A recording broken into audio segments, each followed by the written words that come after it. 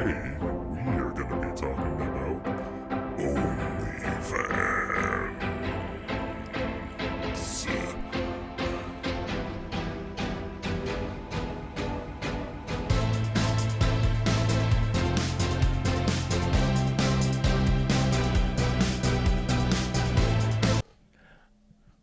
How's it going, everyone? It is I, the man, the myth, the fraudulent one, here yet again with another video telling you what you should watch or what you should avoid. Today I'm going to talk about the documentary, documentary on ABC called OnlyFans Selling Sexy. It's on Hulu. I believe ABC has some sort of deal with Hulu where all of these like mini doc episodes that are a part of their long-standing series are on the Hulu platform for you to watch as much as you want. But let me see here. So OnlyFans Selling Sexy is an episode in a series where it appears that ABC is trying to make like a quote-unquote original special, I want to say 30 minutes to an hour documentary on current events, what's the word for it? Let's say like situations that happen in the news that they want to bring attention to immediately. So for example, like the Capitol riot, I think there was one that came out like immediately after. There was one about the Atlanta spa shooting. All those things, they put out something like as quick as possible. Believe the most recent one that I saw is one about GameStop and the whole GME situation, which it's weird to put out a documentary about something that like everyone has lived through. So I don't know, it's strange to me, but interesting nonetheless. So OnlyFans, topic of conversation. OnlyFans, a platform that so many people have heard about recently, so many people have encountered recently. I mean, maybe you have friends that are using OnlyFans, maybe you see some celebrities that are using OnlyFans. It's all the rage right now, especially after the pandemic that forced a lot of people to stay in their homes and figure out a way to make some sort of income while they're in their homes. And OnlyFans, this like OnlyFans documentary addresses that briefly. I'll get into that a little bit later, but yeah, not much to say. I mean, first off, whenever I think of OnlyFans, I think of this particular scene. 2 years ago, back when we were freshmen, it was the exact same thing. A king will always be defeated by the one who will be the next king. By now, the Soryusho I delivered to you earlier should have moved through your gallbladder and into the pit of your stomach. You shouldn't be able to move a muscle now, let alone even think about attacking me one more time.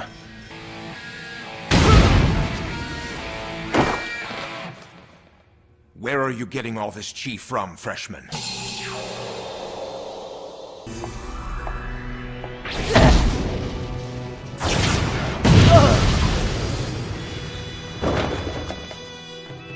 I cannot allow this boy to continue to go unchecked.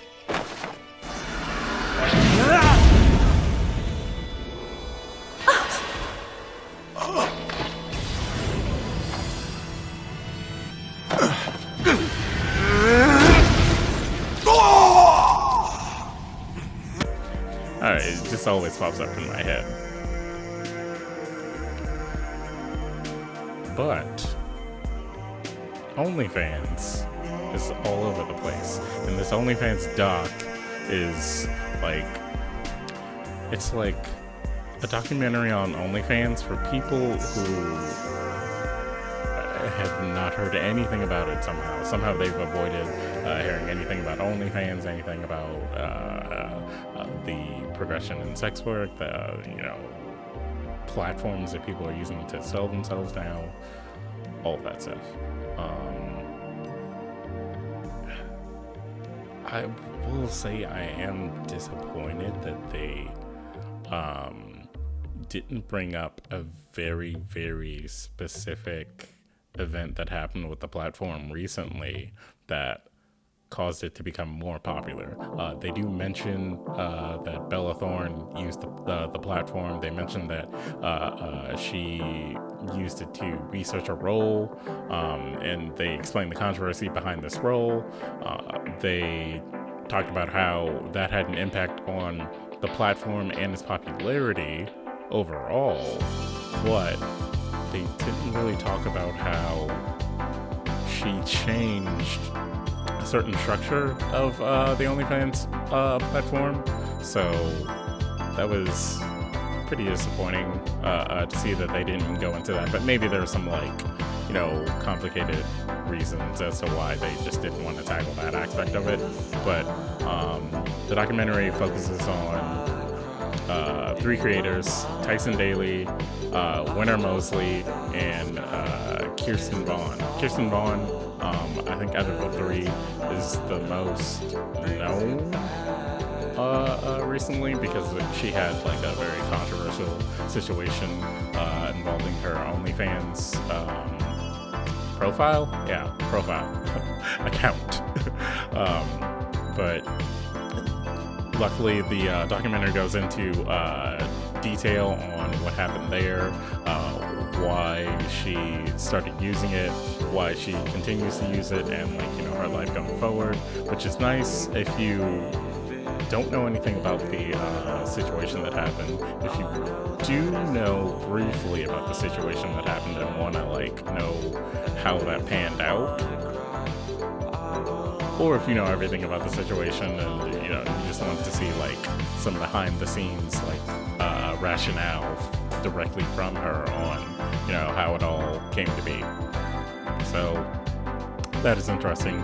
There's a few guest appearances for commentary purposes from journalists, I believe someone who's involved with the business aspect of OnlyFans.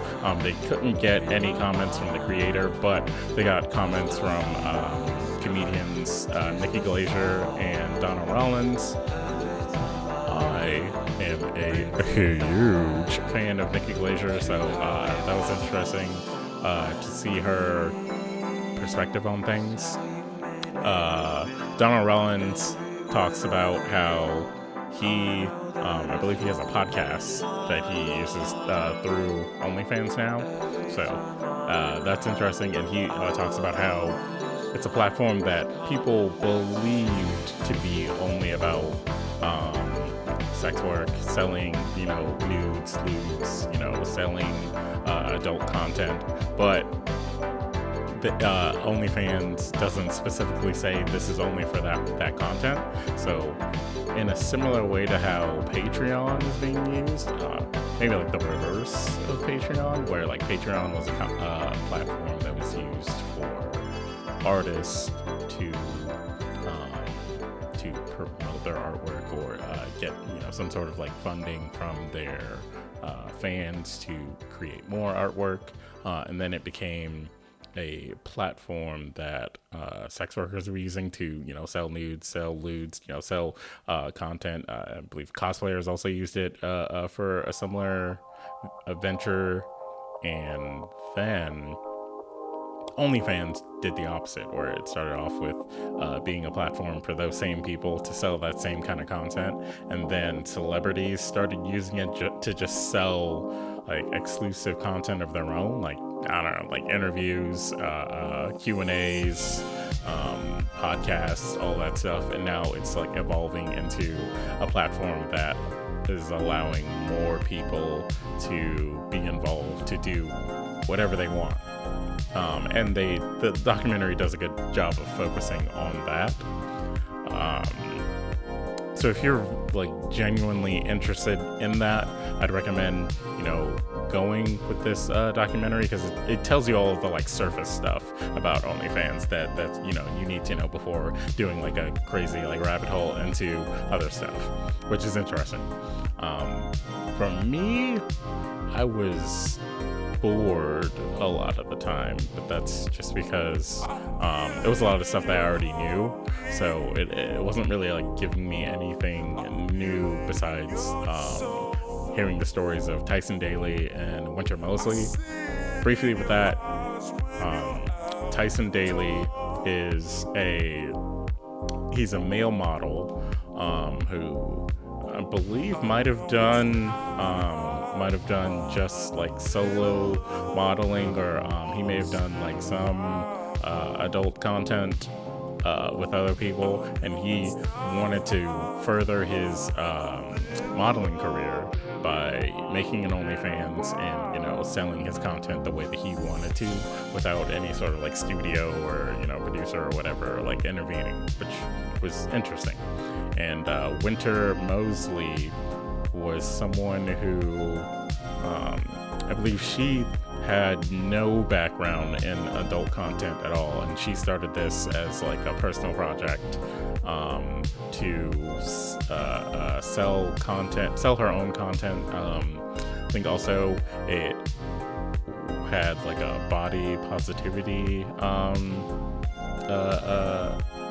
origin behind it. Like, she wanted to feel more confident in herself, and she started making videos with her boyfriend as well, and then like kind of like ventured out past that. And they talk about how much money all three creators talk about how much money they make off of OnlyFans today, and how they use their platform to accomplish what they want to accomplish. And it's very, very interesting to see the numbers behind it, because it's wild. They're like high numbers, like wow. But again, if this is something that has interested you, like you don't know anything about like how OnlyFans works, how who OnlyFans tailors to, or anything like that, then it's a good documentary for that. And it's not very long. I believe it was let me double check before I sound crazy here, but I believe it was 30 minutes. Let me make damn sure.